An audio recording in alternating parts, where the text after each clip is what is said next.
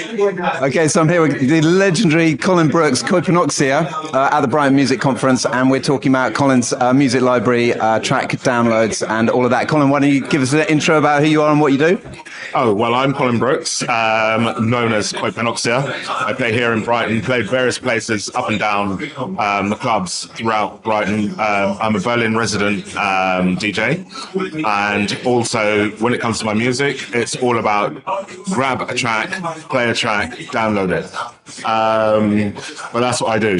That's me. So where do you download most of your tracks from? Most of my tracks are on Beatport or I've forgotten it now. Juno. On those two platforms, and now recently iTunes.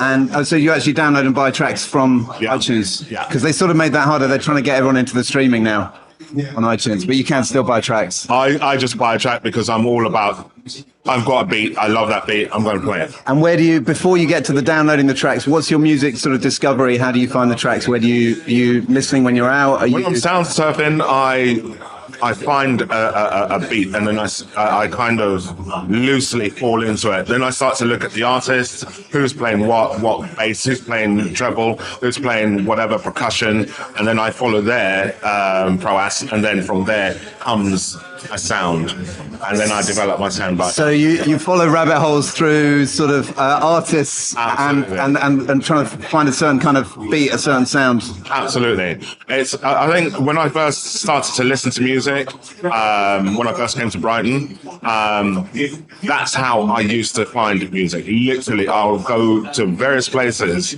and find a beat, find a sound, find a riff, and then when I became a DJ, that followed through as well. Nice. Yeah. Nice. So you get your tracks from Beatport or Juno, you download them onto your computer, import them straight to Recordbox, Serato, track. Download them into my computer. You have folders on your computer? And I have, I create playlists. So I drop them into a playlist, but then I take that playlist out and I whack it into Recordbox. Yep. No prep around them because I feel as though I don't know where I'm going to land if I'm going to play that playlist. Yep. So therefore, I won't start with the first track. Yep. Recently, I had 28 tracks to play for Berlin, and I started on the 15th track. Nice. Okay. Because of where I landed. But you had put together a sort of set list. An idea, yeah. An idea of 28 tracks. Yeah. And then you'll feel the vibe of where you want to sort of start. Absolutely. So you don't do any prep at all? None. No cue points, no beat grids? No beat grids, no. I find with some DJs, I get bored of listening to them because they sound the same to me. Yeah. They sound the same. And it's almost like that same track, great. However, I can hear your breath. Yeah. And I like that intuitiveness. You get out there, you feel the energy of the room. You almost create what's going on. Yeah. So, yeah. I love that. I can feel your prep. Yeah, I can feel your prep. So do you? So you get everything onto USB? You export to USB? So it's straight into Recordbox. I should say into my laptop. Make a playlist, transfer it straight into the Recordbox. Recordbox straight back onto a USB, and that USB just then follows me. But I always do two. Make sure I've got a copy on me because you don't know. Sometimes you rock up at a place and only one turntable's working, or they're not linked. Yeah. So pop. Yeah, and how often do you have those kind of little technical fails? Sometimes. Even if you have two, it's enough to make sure that you prepare for the West. Yeah. Yeah. So yeah. And so when you're playing out, you've got the USB. Have you only got that set, or do you have a USB with like your whole library on it? Pretty much. Yeah, pretty much.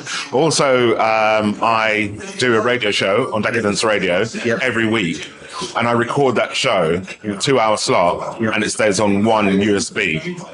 So there's only one copy, but then I also keep a copy in my computer. So I've got a copy of everything and I can always transfer it. I can send it to people and toy around it, but at least it's set in concrete. And how do you do your prep for the radio shows? That's the same as you do for... Exactly the same. But actually, it's more structured because then, like I said, with those 28 tracks, I will start from the beginning. I will go through them all. But there will come a point where I could just step out and go and get a beer and come back and go, I need to step up and jump a few and move down and then bounce back to the middle again. So again, that's feeling the vibe.